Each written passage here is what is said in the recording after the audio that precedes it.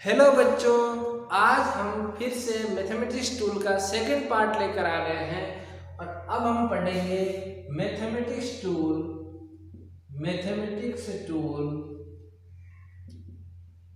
Part second. ये second part है। First part में हमने डिफरेंशिएशन के बारे में पढ़ा था, बिल्कुल डिटेल में पढ़ा था, सबको समझ में आ गया होगा। जिनको समझ में नहीं आया है वो प्लीज इस वीडियो को ना देखें, पहले उस वीडियो को समझे, अदरवाइज आपको यहाँ पर भी कुछ खास समझ में आएगा नहीं। पहले आप उसको डिटेल में पढ़े, 2 बार पढ़े, 3 बार पढ़े, जब तक ये क्लियर नहीं हो जाए। उसके बाद हम पढ़ेंगे इंटीग्रेशन। ये हम इस वीडियो में डिटेल में पढ़ने वाले हैं। मैं आपको कोई इंटीग्रेशन के कम से कम, आप जानते हो क्लास 12 में करीबन 30 के आसपास एक्सरसाइज है और एक एक्सरसाइज में करीबन 20 या 25 क्वेश्चन है, यानी 1000 क्वेश्चन की स्ट्रेंथ को मैं यहाँ पर एक वीडियो में क्लियर नहीं करना चाहता। मैं केवल उतना आप लोगों को बताऊंगा जिससे क्या हो, जिससे आपके मैथमेटिक्स और बायो के बच्चे केवल और केवल फिजिक्स में जितनी जरूरत होती है उतना आप सीख सकें।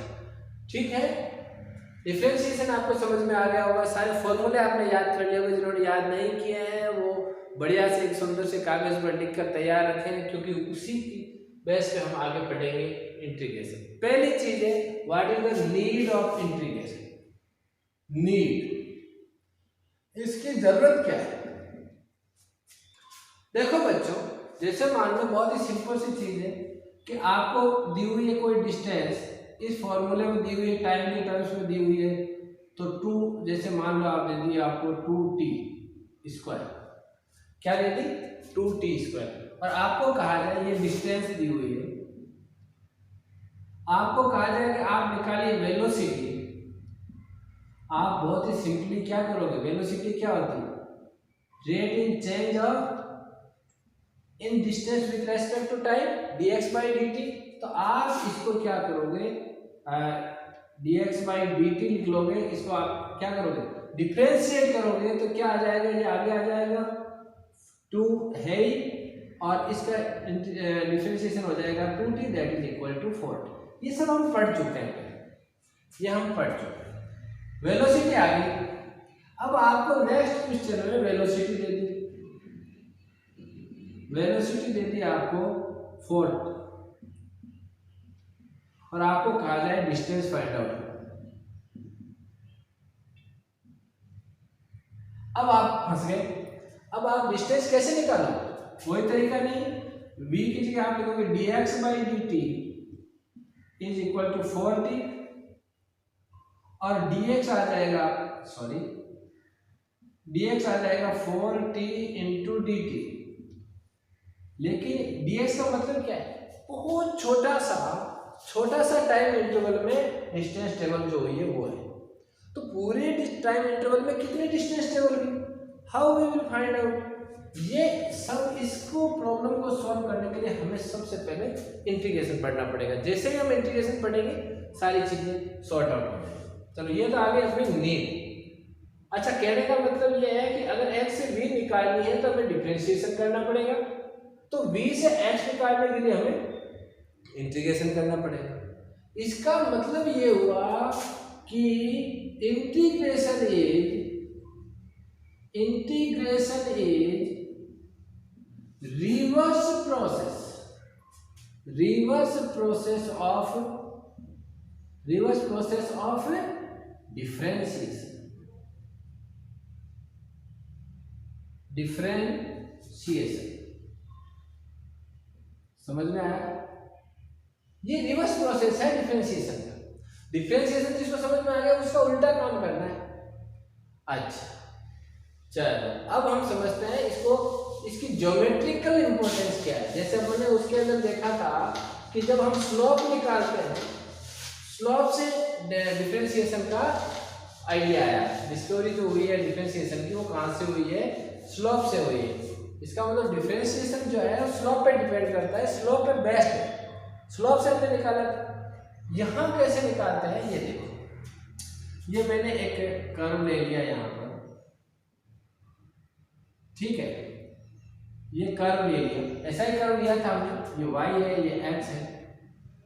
आपको ये एरिया निकालना है ये, तो आप क्या करोगे, सिंपली इस जो ट्राइंगल है, ये ट्राइंगल जो एबीसी है, इसका एरिया निकाल लोगे, मेथड क्लोज, समझ में आ जाएगा, आंसर भी आ जाएगा। एबीसी का एरिया आपने सिंपली निकाल लिया। अरे समझ में आ रहा है ना?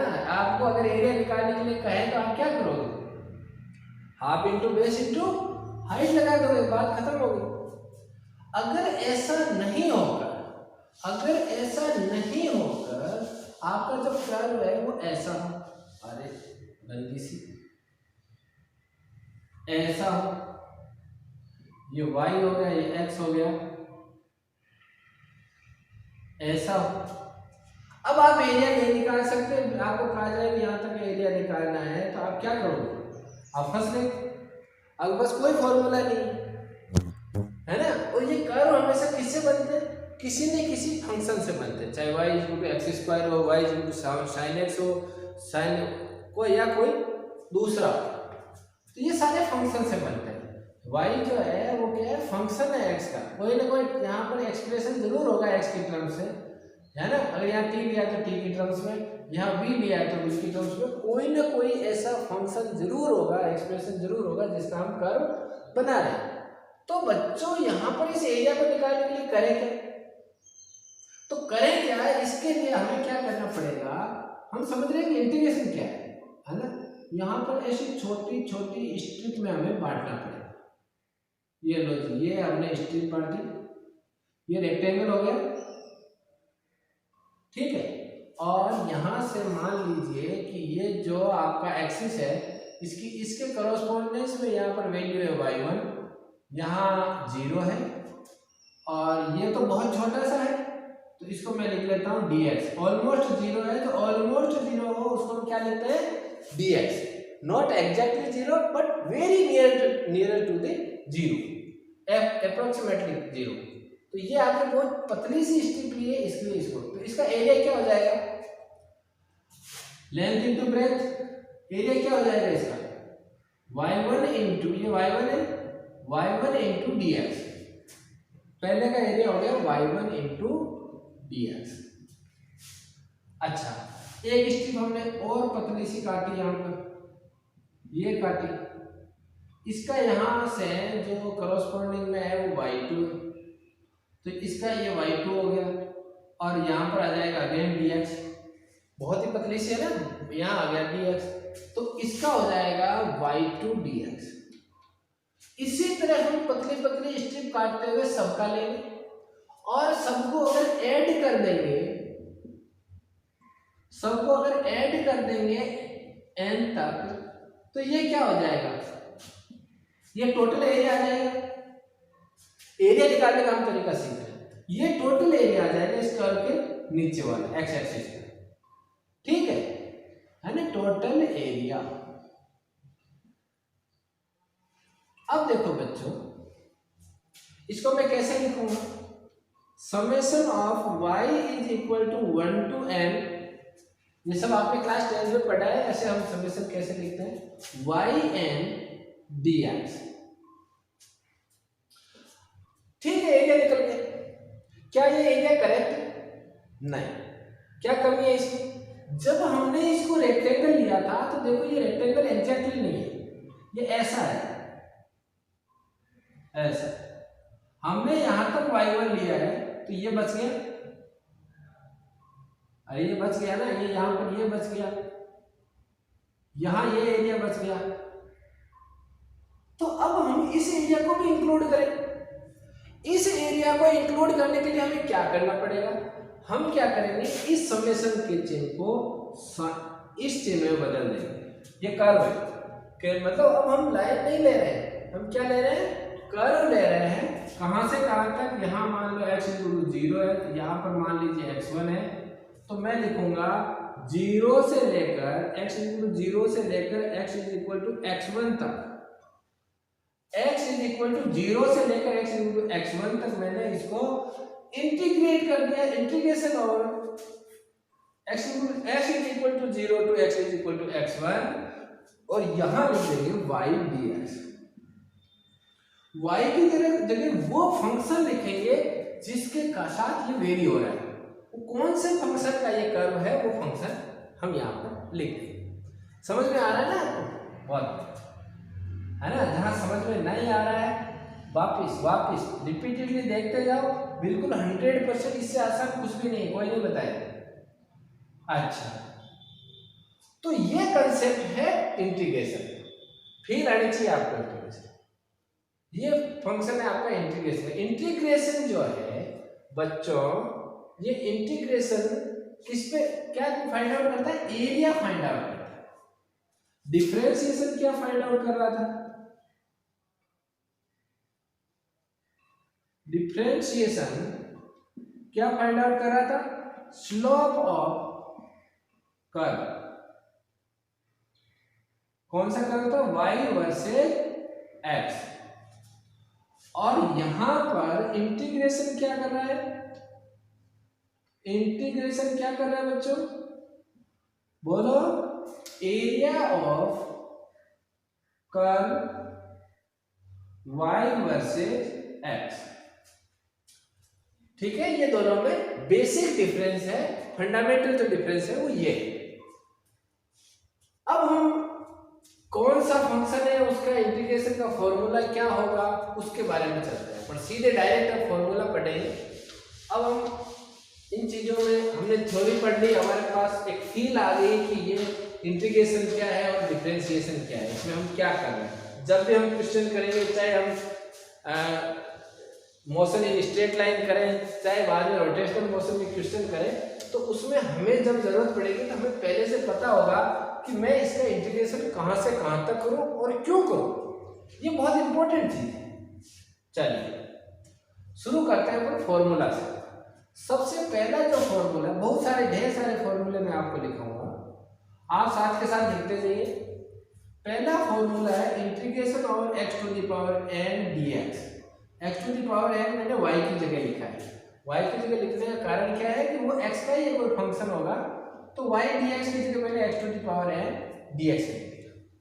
इसका हम इंटीग्रेशन करेंगे तो इंटीग्रेशन ऐसा आएगा कि हम इसमें एक ऐड कर दें और नीचे इसकी पावर से डिवाइड कर दें। ये फॉर्मूला कैसे आया इसकी गहराई में हमें नहीं जाना है, आपको सीधे सीधे याद करना है x to the power n plus 1 upon n plus 1 plus c। c क्या है? Any constant. एनी कांस्टेंट, कोई ना कोई कांस्टेंट है। और ये कांस्टेंट कब लगता है? जब यहाँ सिंपल इंटीग्रेशन दिया हो। अभी हमने लिखा था x = 0 से x1। अगर इस तरह की लिमिट दी हुई हो तो ये c नहीं लगेगा। ठीक है, हाँ। अच्छा, ये फर्स्ट फॉर्मूला था। अब इसको अप्लाई कैसे करेंगे? मान लीजिए ऐसा लिखा हुआ x = q dx, तो क्या हो जाएगा बच्चों इसका integration? x to the power 3 plus 1 upon 3 plus 1, it means x to the power 4 upon 4 plus c। Plus c, यहां पर भी प्लस c लगा दो। ठीक है, कोई प्रॉब्लम नहीं होनी चाहिए। यहां एक कंडीशन है, n cannot be equal to -1। क्यों? ये कंडीशन क्यों लगाई? ये कंडीशन क्यों लगाई? ये कंडीशन इसलिए लगाई गई कि जो आंसर आ रहा है यहां अगर हम -1 रखेंगे तो -1 प्लस 1 0 हो जाएगा, और डिवाइड बाय 0 या डिवीजन ऑफ 0 क्या होता है? Not defined. नॉट डिफाइंड, इसको भी नॉट लिखो। ये डिफाइन नहीं है इसलिए हम इसको एक्सेप्ट नहीं करते। अब बात ये उठती है कि सर अगर आपने यहाँ पर कहा कि n नॉट इक्वल टू -1 होना चाहिए, लेकिन अगर हमें आंसर ही इसका निकालना हो तो हम क्या करेंगे? n तो -1 ही है, तो इसका भी हम अभी ट्रीटमेंट करते हैं। पहले क्या करते हैं, तो ये आपको समझ में आ गया अप्लाई कैसे करना, और बताओ? नहीं, ठीक है, अब जरूरत नहीं है मेरे हिसाब से। जैसा भी होगा, जैसे x टू द पावर -12 आ गया, इसको आपको dx करना है, इंटीग्रेशन होगा। आप क्या करोगे? x to the power -12 plus 1 upon minus half plus one, ऊपर नीचे प्लस वन करोगे और ये क्या आ जाएगा एक्स इंटू प्लस हाफ और ये आ जाएगा प्लस हाफ, इसका मतलब हाफ, ये तो क्या हो जाएगा ऊपर जाके 2 हो जाएगा, 2 और एक्स टू द पावर 1/2 का मतलब अंडर एक्स प्लस सी। ऐसे हम इंटीग्रेशन कर सकते हैं। ओके, अब बात करते हैं हम सबसे पहली कंडीशन यही लेते हैं सेकेंड फॉर्मूला में कि अगर x n is equal to -1, -1 है तो ऐसा आएगा integration over x to the power -1 dx, इसका होता है बच्चों log of e x plus c. ये ऐसा नहीं आएगा, कहीं पर भी आएगा तो ऐसा आएगा ये 1/x dx। 1/x dx का मतलब हो गया x to the power -1 dx और इसका क्या हो जाएगा log of x plus c. मैंने आपको पहले ही बताया, जो log के बारे में नहीं जानते हैं इसी चैनल पे नीचे जाइए और वहां पर एक पुराना वीडियो मिलेगा आपको लॉगरिथम एंड एंटी लॉगरिथम, आप उसको जरूर देखें ताकि आपका कंसेप्ट क्लियर हो कि ये है क्या log आखिर। चल ठीक है, अब लेते हैं हम फॉर्मूला नंबर 3। फॉर्मूला नंबर 3 का मतलब हुआ if n is equal to 0। इसी को बदलते हैं हम, ये एक ही फॉर्मूले के फॉर्म अलग अलग फॉर्म है। n इज इक्वल टू 0 है तो ये क्या हो जाएगा बच्चों integration over x to the power 0 dx।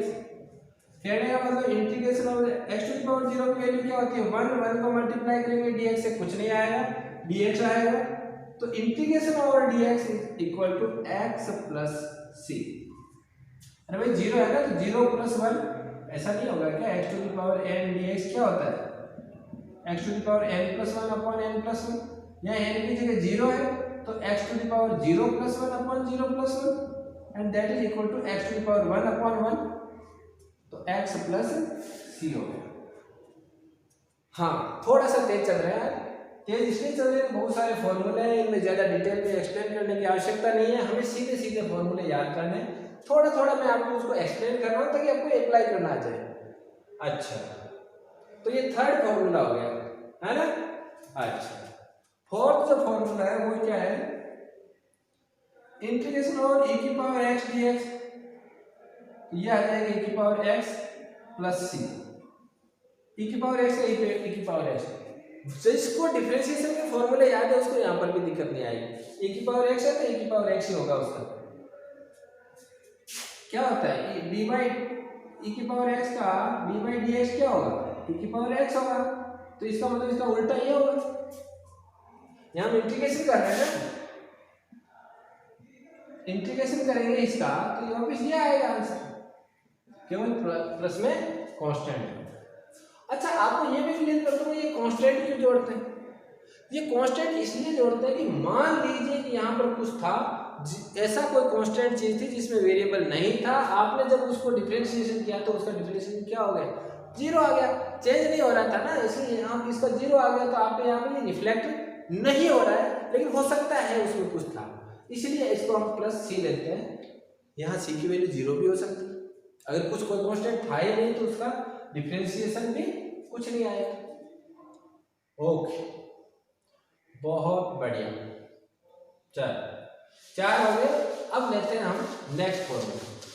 Differentiation का फॉर्मूला अगर किसी ने लिख रखे हैं तो उसको कॉपी को खोल लो आपके सामने, उस पेज को निकाल लो, आसान आएगा, समझने में बहुत ही आसानी होगी। शुरू करते हैं स्टार्टिंग से।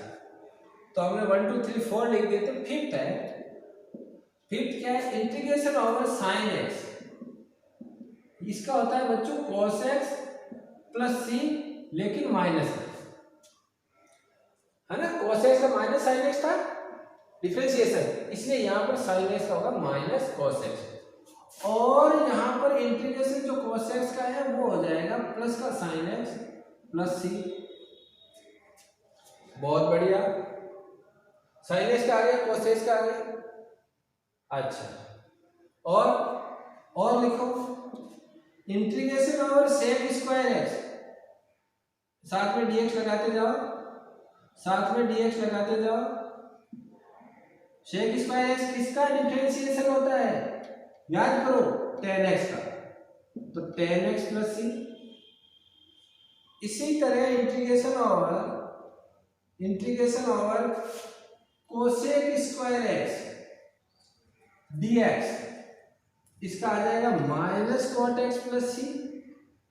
डिफरेंशिएशन से जिसको आप कंपेयर करोगे, आपको याद होगा जहां जहां सी आया था मैंने आपको समझाया था, जो सी से शुरू हो रहे हैं उनका माइनस में होगा, याद करने के लिए, है ना। तो यहाँ पर वापस उसका उल्टा है, जो होगे वही काटोगे, है ना। आपने माइनस किया था तो यहाँ पर भी माइनस मिलेगा आपको। रिवर्स प्रोसेस है भाई डिफरेंशिएशन की। अच्छा, इंटीग्रेशन ओवर और क्या क्या हुआ था, एक लिया था आपने सेक एक्स टेन एक्स का, sec x tan x dx किसका था, ये किसका था, सेक एक्स का था ना डिफरेंशिएशन। तो अब इसका इंटीग्रेशन हो जाएगा सेक एक्स प्लस सी। इसी तरह नेक्स्ट फॉर्मूला हो जाएगा integration over cosec x cot x dx, इसका हो जाएगा minus cosec x plus c. अच्छा, ये तो वो हो गया हमारे जो हमने याद किए थे डिफरेंशिएशन में, उसका उल्टा क्या क्या होगा। ट्रिग्नोमेट्रिक रेशियोज हम ले रहे हैं तो उसका उल्टा क्या क्या होगा। अच्छा, अब लेते हैं नए जोड़ते हैं, 2-3 फॉर्मूले हम नए जोड़ेंगे, ज्यादा नहीं करेंगे क्योंकि हमने साइन एक्स का ले लिया, कोस एक्स का ले लिया। तो अब लेंगे हम टेन एक्स, 10 हो गए थे ना, अब हम लेंगे अपन टेन एक्स dx का इंटीग्रेशन और कोट एक्स dx का इंटीग्रेशन, और ले लेंगे हम सेक एक्स dx का इंटीग्रेशन और इंटीग्रेशन और कोसेक एक्स dx का इंटीग्रेशन।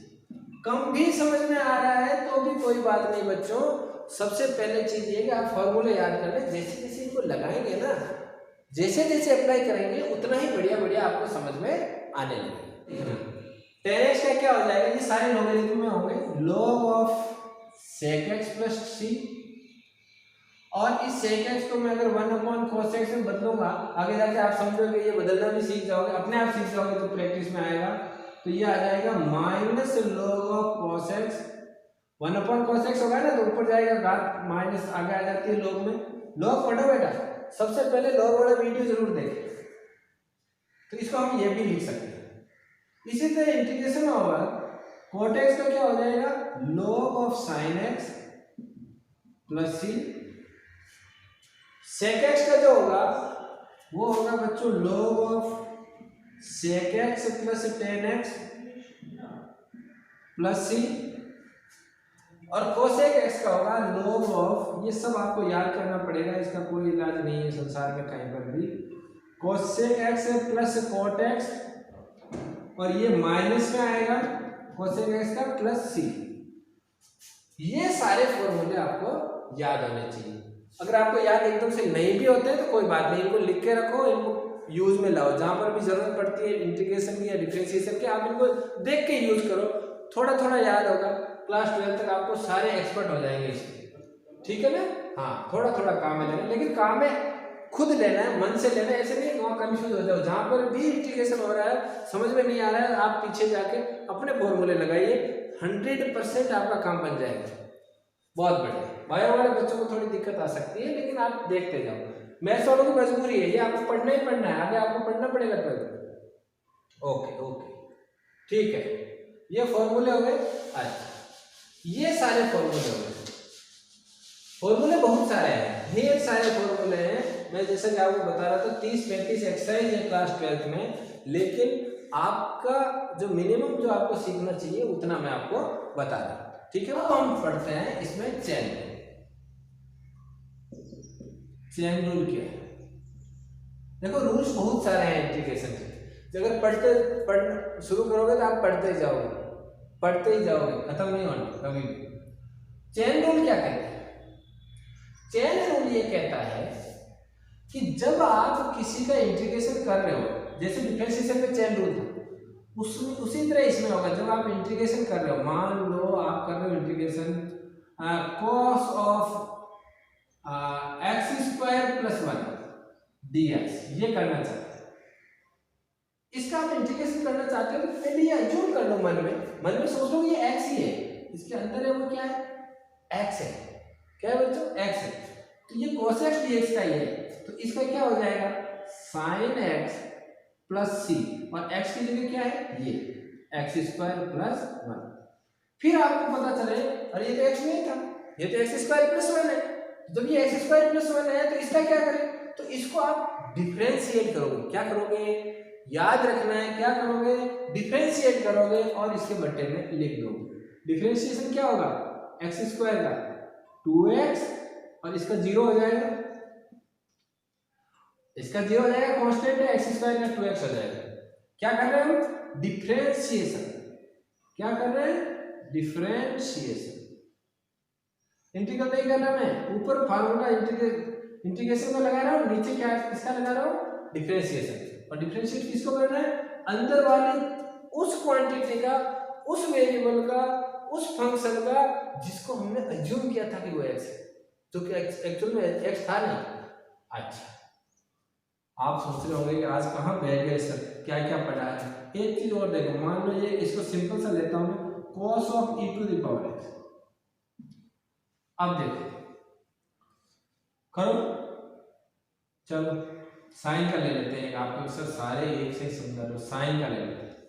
साइन का क्या हो जाएगा, पहले इसको मान लो कि x है, तो साइन x dx क्या होता है बच्चों, cos x, x की जगह है cos x प्लस c, और cos x किसका होता है, माइनस का, c सारे माइनस का होंगे। अच्छा, अब मुझे क्या करना पड़ेगा, इसके बट्टे में इसका डिफरेंशिएशन लिखना पड़ेगा, e to the power x, इसका डिफरेंशिएशन भी x to the power x होता है। हो गया आंसर, हो गया। ये प्लस में c आ जाएगा, ये प्लस में c यहाँ पर लगाएंगे अपन, इस पूरे के प्लस में आएगा कांस्टेंट, लास्ट में आंसर लिखते समय प्लस का c लगाना, कांस्टेंट तो होना ही चाहिए। ये है इसका चेन रूल। कुछ चीजें और भी हैं, जैसे अगर u v हो तो क्या करें, इसमें भी u v रूल होता है। u अपॉन v है, उसको अपन u multiplied by 1 upon v rule कहते हैं। लेकिन ये बहुत ज़्यादा कंफ्यूजिंग है, लंबे लंबे फॉर्मूले, जितना पढ़ोगे उतना ज़्यादा कंफ्यूज होगे, तो आप इसको यहाँ ही छोड़ दो, इसको ज़्यादा पढ़ने की जरूरत नहीं। फिजिक्स के लिए ये जरूरत नहीं है, इतना आएगा नहीं, कहीं भी जरूरत नहीं पड़ती, जितना काम चल जाए अपना उतना पढ़ना। अच्छा, अब लास्ट चीज मैं आपको बताना चाहता हूं, देखो, अगर पहली चीज, अगर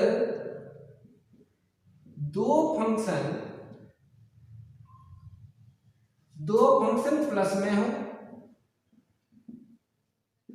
प्लस या माइनस में हो, या तो प्लस में हो या माइनस में हो, दोनों ले लेते हैं, प्लस में हो या माइनस में हो, तो हम क्या करें, जैसे मान लो ऐसा है sin x plus e to the power x, तो हम क्या करेंगे, इसका अपने को करना है इंटीग्रेशन dx, तो हम क्या करेंगे, इसका इंटीग्रेशन करेंगे,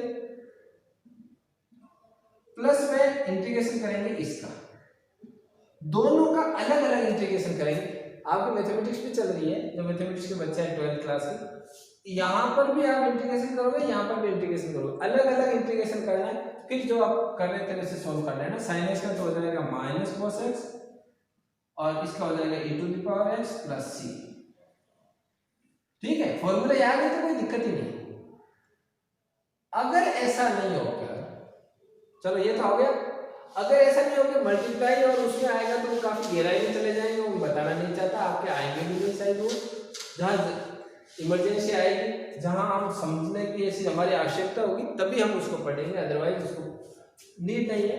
आराम से, आप ज़्यादा टेंशन मत लो उसकी। अब हम चलते हैं बच्चों, लास्ट में बचा है अपने, अगर लिमिट दी हुई हो, अगर लिमिट दी हुई हो, लिमिट गिवन हो, है ना, अगर लिमिट गिवन हो, कैसे, सवाल है आपके सामने, integration over x is equal to 0 to 5, या मैं कह दूं कि 2 टू 5, लिमिट दे दी, मैंने कहा था ना आपको, इस तरह x is equal to 2 to 5 आ सकता है, और आगे आया है x स्क्वायर प्लस 1 dx। मान लीजिए मैंने इक्वेशन लिया ये, सिंपल सा लेते हैं। तो हमें क्या करना है, तो पहला काम है कि c नहीं लगाना है, कांस्टेंट c नहीं लगाना है, इसकी जरूरत खत्म होगी। पहला काम तो ये हो गया, ठीक है।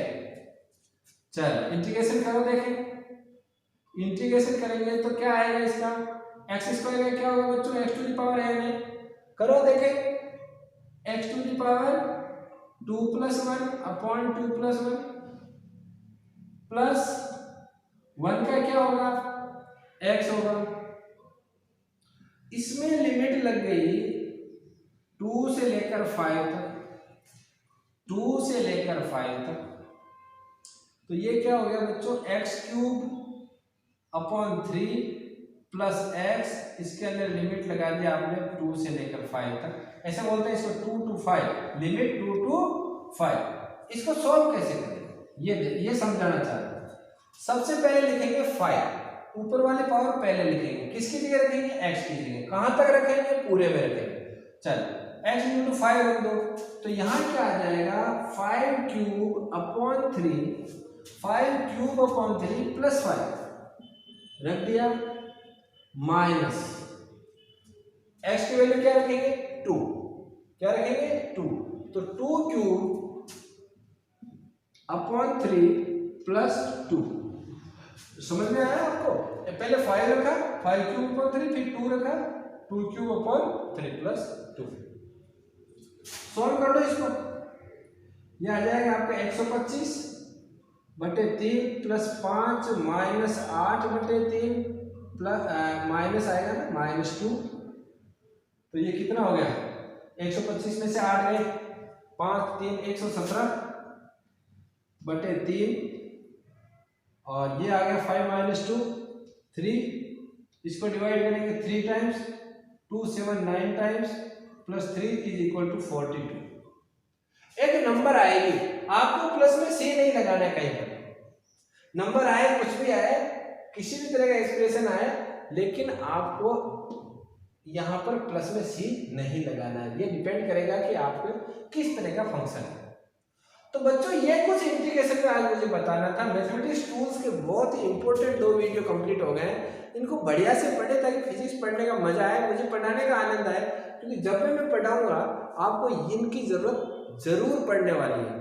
ठीक है बच्चों, मिलते हैं नेक्स्ट वीडियो में, तब तक टेक केयर।